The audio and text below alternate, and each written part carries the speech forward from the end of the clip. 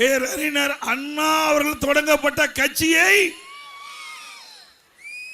திரு கருணாநிதி குடும்ப முன்னேற்ற கழகம் மாத்திட்டார். பேர் அண்ணா அவர்கள் தொடங்கப்பட்ட திமுக கட்சியை திரு கருணாநிதியினுடைய முன்னேற்ற கழகம் என்று இன்றைக்கு மாற்றப்பட்டு விட்டது.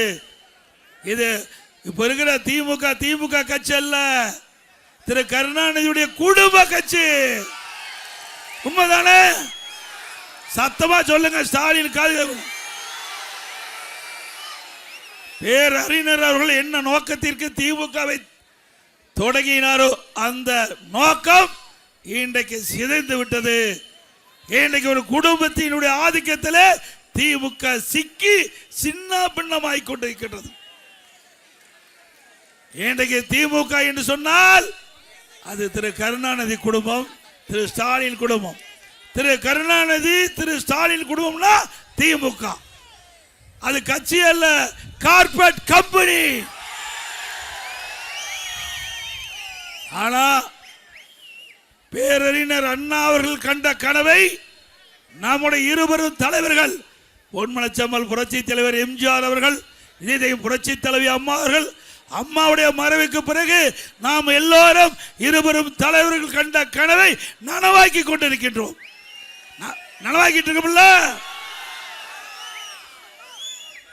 ஆகவே இன்றைக்கு இந்த இயக்கத்தை பொன்மனச்செம்மல் புரட்சி தலைவர் எம்ஜிஆர் தொடங்கிட்ட பொழுது அனைத்து மக்களுக்கும் அனைத்து வசதிகளும் கிடைக்க வேண்டும். அடிப்படைகள் முழுமையாக தமிழ்நாட்டு மக்களுக்கு கிடைக்க வேண்டும். அதிலே நல்ல கல்வி கிடைக்க வேண்டும், நல்ல சுகாதாரம் கிடைக்க வேண்டும், நல்ல உணவு கிடைக்க வேண்டும், நல்ல தங்குவதற்கு நல்ல இருப்பிடம் வீடு கிடைக்க வேண்டும், நல்ல உடுக்க உடை வேண்டும், நீர் வேளாண்மை சிறக்க வேண்டும். இப்படி பல கனவுகளை கண்டார் பேரர் அண்ணா அவர்கள். துரதிர்ஷ்டவசமாக இந்த மண்ணிலே மறைந்தாலும் நம்முடைய இருவரும் தலைவர்கள் அவருடைய கொள்கையை பின்பற்றி தமிழகம் இந்தியாவிலேயே முதன்மை மாநிலம். அதே வழியில் வந்த அம்மாவுடைய அரசாங்கம், மாண்புக அம்மா மறைவுக்கு பிறகு எவ்வளவு சோதனைகள் நாம் சந்திச்சோம்ல. கொஞ்சம் லஞ்சமா நமக்கு இடையூறு செஞ்சாங்க. இந்த கருணாநிதி குடும்பம் திமுக மட்டுமல்ல, அண்ணா திமுகவில் நுழைஞ்சுக்கிட்டு எவ்வளவு பிரச்சனையை உருவாக்கி பார்த்தாங்க. முடிஞ்சுதா? பல டீம் உருவாக்கி இன்றைக்கு பெரும்பான்மை அம்மா மறைவுக்கு பிறகு பெரும்பான்மையான சட்டமன்ற உறுப்பினர் என்னை முதலமைச்சராக தேர்ந்தெடுத்தாங்க. மேதக ஆளுநர் அவர்கள் சட்டமன்றத்தில் நீங்க பெரும்பான்மையை நிரூபிக்க வேண்டும் என்று சட்டப்பேரவை தலைவருக்கு ஆணை பிறப்பித்து சட்டப்பேரவை தலைவர் என்னிடத்தில் நீங்கள் பெரும்பான்மையை சட்டமன்றத்தில் நிரூபிக்க வேண்டும் என்று பணித்த காரணத்தினால தேதி குறிக்கப்பட்டு சட்டமன்றம் கூட்டப்பட்டு அப்பொழுது பெரும்பான்மை நிரூபிக்கின்ற பொழுது இன்றைய முதலமைச்சர் அன்றைக்கு எதிர்க்கட்சி தலைவராக இருந்தார். அவரோடு அவருடைய திமுக சட்டமன்ற உறுப்பினர்கள் செய்த ரகல எல்லா தொலைக்காட்சியிலையும் பார்த்திருப்பீங்க. சட்டமன்ற மாமன்றம். இன்றைக்கு சட்டமன்றம்னா சாதாரண விஷயம் இல்ல. இன்றைக்கு 8 கோடி தமிழ் மக்களுடைய பிரச்சனையை பேசுகின்ற இடம் சட்டமன்றம். அந்த சட்டமன்றத்தில் சட்டப்பேரவை தலைவரை அதனுடைய புனிதமான நாற்காலியில் இருந்து கீழே தள்ளி கீழே இறக்கி அவருடைய மேஜையை உடைத்து அவருடைய மைக்கை உடைத்து பிறகு என்னுடைய டேபிள் ஏறி திமுக எம்எல்ஏ டான்ஸ் ஆனாங்க. எங்க இதுக்கு எம்எல்ஏக்கு நாங்கள் வெளியலாம். எவ்வளவு மோசம், அதையும் பொறுத்துக்கிட்டோம். கடைசியில பெரும்பான்மை நிரூபிக்கப்பட்டு விட்டது. ஸ்டாலினால பொறுத்துக்க முடியல. பிறகு ஸ்டாலின் சட்டை கிழித்துட்டு வீதியில் நடந்து போனார். திரு ஸ்டாலின் அவர்களே, ஒரு முறை உங்களால தாக்கு பிடிக்க முடியல, பெரும்பான்மை நிரூபிக்கின்ற பொழுதே தாக்கு பிடிக்க முடியல. இப்போ திரு ஸ்டாலின் அப்பா உதயநிதி மகன் 2 பேர் வந்திருக்கிறீங்க. இந்த தேர்தலில் மக்கள் கொடுக்கின்ற முடிவு மிகப்பெரிய முடிவாக இருக்கும். அண்ணா திமுக தலைமையிலே அமைக்கப்பட்ட தேசிய ஜனநாயக கூட்டணி சார்பாக போட்டியிடுகின்ற வேட்பாளர்கள் 210 பேர் வெற்றி பெறுவார்கள். அண்ணா திமுக பெரும்பான்மையோடு ஆட்சி அமைக்கும். அப்பொழுது வீதியில அப்பாவும் மகனை எப்படி போவாங்கன்னு கற்பனை பண்ணி பாருங்க.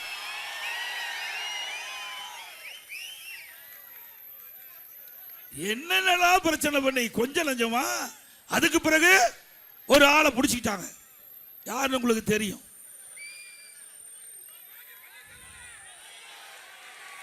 அவரை பிடிச்சு இந்த பெரும்பான்மையை நிரூபிக்கின்ற பொழுது சட்டமன்றத்தில் எனக்கு எதிர்த்து ஓட்டு போட்டார். என் கண் முன்னே பொன்மனச்செம்மல் புரட்சி தலைவர் எம்ஜிஆருடைய ஆட்சி, அம்மாவுடைய ஆட்சி, இரவென்றும் பகலென்றும் பாராம ஊரா ரத்தத்தை விரைவியா சிந்தி தனக்கு ஏற்பட்ட நோயை கூட பொருட்படுத்தாம அம்மா தமிழகம் முழுவதும் சுழன்று வந்து அண்ணா திமுக ஆட்சி அமைச்சாங்க. அந்த ஆட்சிக்கு துரோகம் விளைவித்து எட்டப்பரா இருந்து ஒருவர் எதிரிலோடு சேர்ந்து நமக்கு எதிராக வாக்களித்தார்கள். அதை கூட நம்முடைய மூத்த தலைமை கழக நிர்வாகிகள் சொன்னாங்க, வேண்டாம் ஒன்னா இணையலாம் அப்படின்னு சொன்னாங்க. அவர்களுடைய கருத்தை கேட்டு ஒன்னா இணைத்து இந்த இயக்கத்திற்கு ஒருங்கிணைப்பாளர் ஆக்கணும். இயக்கத்திற்கு தலைமை பொறுப்பு கொடுத்தோம். துணை முதலமைச்சர் என்ற அந்தஸ்தா கொடுத்தோம். அற்புதமான இலாக்கா கொடுத்தோம். அதுக்கு பிறகு எதிரிகளோடு சேர்ந்து கூட்டு சதி செஞ்சாங்க. நாடா 2021 சட்டமன்ற பொது தேர்தலை வேண்டுமென்றே திட்டமிட்டு நம்முடைய ஆட்சியை அமைப்பதற்கு நல்ல சூழ்நிலை இருந்தது.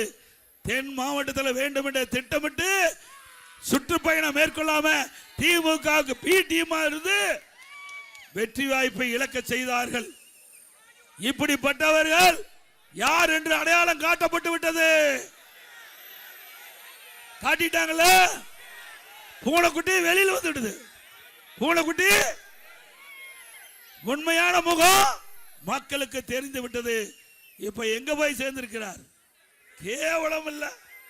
ஒரு கட்சிக்கு ஒருங்கிணைப்பாளர் இருந்து தலைமை தாங்கி இந்த கட்சி அனைத்து இந்திய அண்ணா திராவிட முன்னேற்ற கழக தொண்டன் இரவென்றும் பகலென்றும் பாராமல் உழைத்து இவருக்கு அடையாளத்தை கொடுத்து முதலமைச்சர் என்ற அடையாளத்தை அம்மா கொடுத்து இங்க இருக்கின்ற தொண்டர்கள் நிர்வாகிகள் அனைவரும் ஒருங்கிணைப்பாளர் என்ற அடையாளத்தை கொடுத்த பிறகு இது கூட இவ்வளவு பெரிய பதவி கொடுத்த பிறகு அந்த மனிதனுக்கு ஆசை அடங்கல.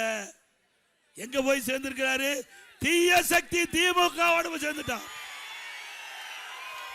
பொன்மனச்செம்மல் புரட்சி தலைவர் எம்ஜிஆர் அண்ணா திமுகவை தொடங்குகின்ற பொழுது தீய சக்தி திமுகவை தமிழகத்தில் வேரோடு ஒழிக்கப்பட வேண்டும் என்று சொன்னாங்க. அப்படிப்பட்ட கட்சியில போய் சேர்ந்திருக்கிற வெக்கம் மானம் இல்ல. சொல்ல நினைச்சு பாருங்க, எவ்வளவு கஷ்டம். சிந்திச்சு பாருங்க. நான் 1974 இந்த இயக்கத்தில் இணைஞ்சேன். தொடர்ந்து நான் 10 முறை தேர்தலில் போட்டிட்டு இருக்கிறேன். 7 முறை சட்டமன்ற தொகுதி, 3 முறை நாடாளுமன்ற தொகுதி. 2001ஆம் ஆண்டு என்னுடைய சட்டமன்ற தொகுதி கூட்டணி கட்சிக்கு வேணும்னு கேட்டாங்க. அம்மா எனக்கு வேற தொகுதி மாத்தி கொடுத்தாங்க. இல்லம்மா, நான் இந்த எடப்பாடி சட்டமன்ற தொகுதி தான் நிற்பேன். ஏன்னா சேவலியே நான் வெற்றி பெற்றுவேன். 1989 சேவல் வெற்றி பெற்றுவேன். மாவட்ட செயலாளர் இருக்கிறேன். அப்படி இருக்கின்ற பொழுது நான் மற்ற தொகுதியில் போய் நின்னா அவ்வளவு சரியா இருக்காதம்மா. எனக்கு வாய்ப்பு இருந்தா கொடுங்க, வாய்ப்பு இல்லை என்றாலும் தலைமைக்கு கட்டுப்பட்டு கூட்டணி வேட்பாளரை வெற்றி பெற செய்வேன். 2001ஆம் ஆண்டு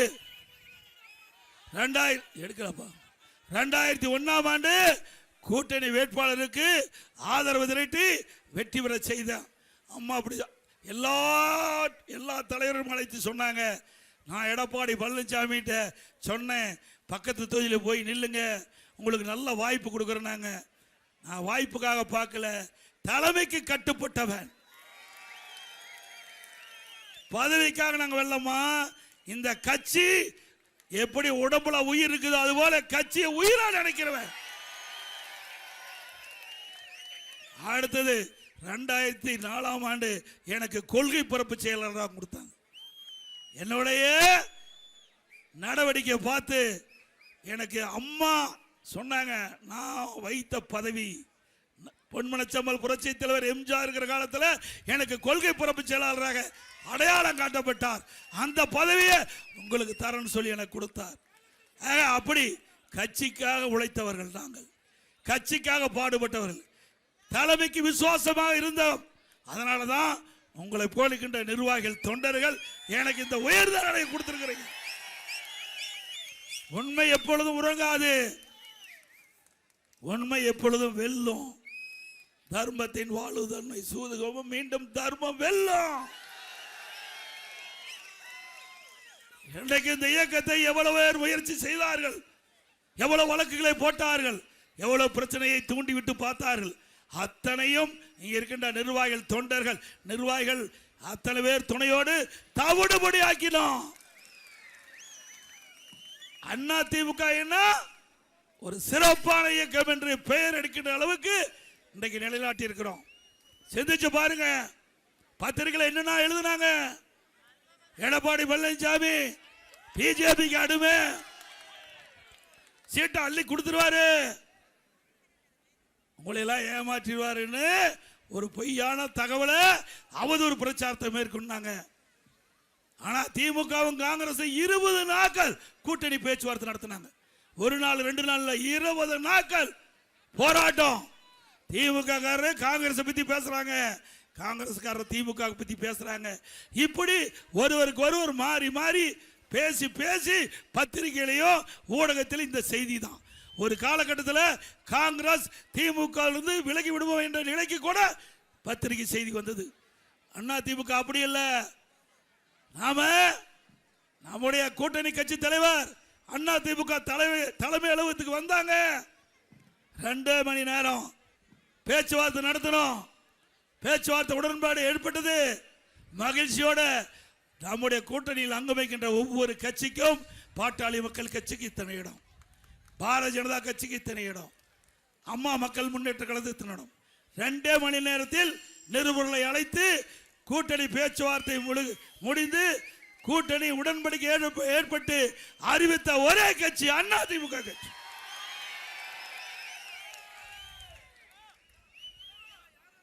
எதிரிகள் மூக்கு மேல் வைக்கின்ற எதிரிகள் கூட, எதிர்கட்சி கூட மூக்கு மேல் விரல் வைத்து பாராட்டுகின்ற அளவிற்கு நம்முடைய கூட்டணி அமைச்சோம்.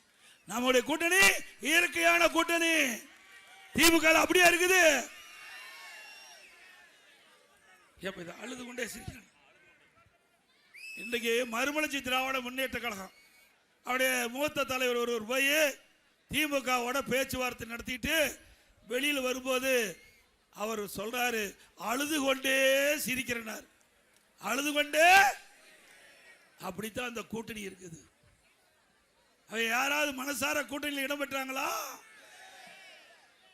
இன்றைக்கு இந்த கூட்டணி திராவிட முன்னேற்ற கழக தலைமையில் அமைக்கப்பட்ட கூட்டணி 2021 சட்டமன்ற பொதுத் தேர்தலில் வெற்றி பெற்று சட்டமன்றத்தில் அமர்ந்திருந்தாங்க. எங்க வரிசையில் தான் அவர்கள் அமர்ந்திருந்தாங்க. அவர்கள் எதிர்கட்சி வரிசையில் தான் அமர்ந்திருந்தாங்க.